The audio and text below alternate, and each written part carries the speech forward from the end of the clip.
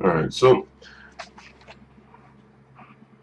after having done my book review, if you want to call it that, of Black Man's Guide Out of Poverty, I something was bugging me in the back of my mind for quite a while. Quite a while. Pretty much every day after I uploaded that video, and I didn't know what it was until I looked at some of the saved work. I just happened to do it. Like one day I was bored and I happened to come across some of the saved work of one man called, well, his YouTube name was, he's no longer on YouTube, him himself, as far as I know. Uh, his name is Thugtician, okay? And you might, in fact, I'll actually link to the video that I'm going to play right now, but it's not actually him. From what I understand, he's been off YouTube for years now. And this is just somebody else who re-uploaded his stuff. There's actually a lot of people that re-upload his stuff because it's good stuff. One of the best things that I've come across, if not the best. Uh, he's probably one of maybe 5 people, and he is number 1 out of the 5, as far as I'm concerned. So I'm going to play this because I think this actually is what I should have said in regards to the thug area. If I haven't really talked about it too much, I know that book review was really just a summing up, not so much like an exhaustive review that I did. I'm not actually going to be saying anything. I'm actually scripting out a video that I'm going to be talking about. It's probably going to be the 3rd video uploaded because there's another video that I'm going to play of him as well that talks about another aspect that I should have mentioned, but didn't, and that too was bothering me. So I'm here writing out my 3rd video, and I'll be doing that while you all listen to this. And here we go. Welcome. A little while back, I was at a friend's house watching an episode of Flash Forward with him and his son. In this episode, a very beautiful black man who played an FBI agent committed suicide. In that moment, all 3 of us, me, my boy, and his son, glanced at each other. But the boy was the only one who had the courage to voice what we were all thinking. He said with a pained expression, "They always kill the black man."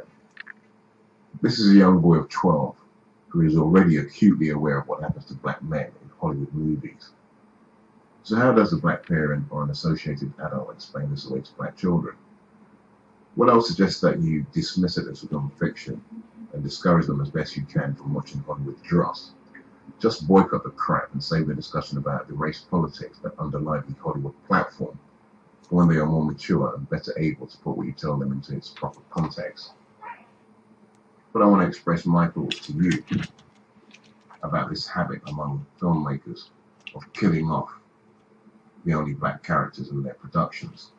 The boy's reaction was a healthy one. He's tired of seeing gruesome depictions of the destruction of black males, and he's becoming aware that black men have no role to play in the Hollywood movie landscape, other than as a colourful addition to give the show the gloss of racial inclusivity. Once he's served that function, he's quickly disposed of.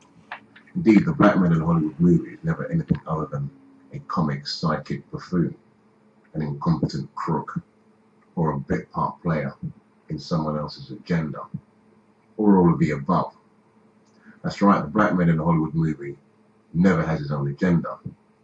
He's always a pawn in someone else's game, no matter what the so-called positive role he's supposed to be playing might be it chief of the FBI or as the police captain. We know he's not the main man, even though he's the lead actor. His character has no depth. We never see any depictions of his life outside of HQ. We don't see his wife or his children. He's totally desexed, an asexual eunuch who never gets laid.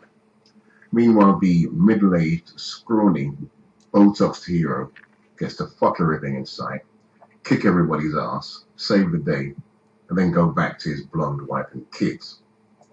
But if you're the black man in a Hollywood flick, you'd better be non-threatening, sexually neutral, and have a suicidal commitment to the hero's goals.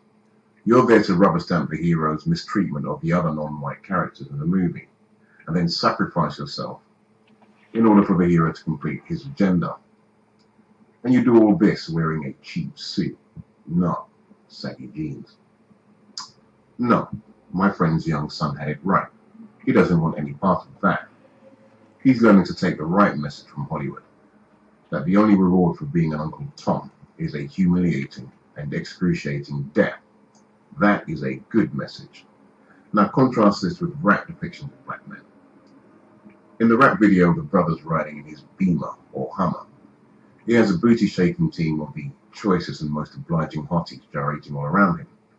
He's well armed and has an entourage of thug bodyguards flanking him. He is the lead man. Whether it's gangster rap, political rap, party rap, or battle rap, the black man is the central figure. He's the man who wrote the script, which means he dictates the agenda. You'll notice that the black man never gets killed in a rap video, except where the rap is about someone getting killed. I prefer the odds on giving him rap, thank you very much. So which medium should black youth look to for their inspiration? The so-called positive black roles as defined by Hollywood, or the so-called negative image reflected in rap? Well, I don't need to tell you which I'm going for. Rap gets my vote every time. I don't want to be a dead Uncle Tom who didn't even get laid. The true message of rap is a very healthy one. Get your own, be your own, and let the haters hate. That is an empowering message that clear-thinking black men should not allow bitch niggers to undermine. Now, occasionally I get sent videos from bitch niggers who fancy themselves as insightful social observers. They all say the same thing. Rap corrupts the mind of black youth by promoting their own values. Rap is misogynistic and disrespects women. Rap is the root of all evil in the black community. It just seems that every time a black man dares to step out of the boundaries that confine him and attempts to break out on his own to do something for himself, the traitors and hoes among his own kind are the first to try to pull him back into line. They have no vision for our existence other than the one approved by Hollywood, where we are expendable servants of a system that does not serve us. Liberation and empowerment for these clowns is burning incense, worshipping women as queens, practicing phony African mysticism, chanting bogus African mantras, bitching about thugs who disrespect the goddess black woman, with a little whitey blaming thrown in to throw you off the Uncle Tom scent. It's the same thug blaming shit, only this time done in a dashiki, sunglasses and dreadlocks, instead of a cheap suit. This particular group of clowns never address how Hollywood's emasculating depictions of black men affects the minds of black youth to lower their self-esteem. In the Hollywood movie, you'll find the worst representations of servile Uncle Tomery. There is nothing affirming of the black experience or anything that represents us as we really are. In Hollywood, we are simply honorary white people, committed servants of the established order. If not that, then we are portrayed as a lawless underclass who exist on the fringes of civilized society. The places where blacks live are presented as bleak, dark, and dangerous places where violent predators lurk behind every shadow. But according to the Afro Mumbo Jumbo expert, it's rap that portrays negative images of blacks. My friend's son was angry because the only character he identified with was killed, even though he was one of the quote-unquote good guys. So where does that leave him to find an image of himself that seems powerful and in control? Rap. You and your fake-ass Afrocentric, we must respect black women as queens and goddesses self, ain't gonna turn my songs into anybody's cannon fodder. If the only thing rap does is disrespect women, then it doesn't go far enough for me. Rap is the only medium that delivers an unvarnished commentary about modern women. It correctly identifies and brands bad women as bad women. Simple as. There are no virgins or queens or goddesses in rap or channel factition. With us, the best a woman can hope for is our scornful indifference. We ain't pussy beggars over here.